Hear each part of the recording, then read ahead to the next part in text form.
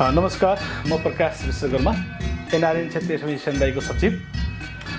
नेपाली बीचको सद्भाव, सहकार्य र एकता, नेपाली कला, संस्कृति र पर्यटन प्रवर्धनमा हाम्रो प्रतिबद्धता भन्ने मूल नाराका साथ एनआरएन क्षेत्रीय समिति सेन्दाईको आयोजना, नेपाली राजदूतावास जापान तथा एनआरएन जापानको सहयोग तथा स्माइल मोबाइल रेमिटेन्स जापान खण्डको सहकार्यमा हामी प्रथम नेपाल फेस्टिभल सेन्दाई 2025 आगामी जुन 7 र 8 तारिक सेन्दाई सहरको मुटु कोकुबुन्चो सहरको मोतो कादिच्यो पार्कमा सम्पन्न गर्न गइराखेका छौँ।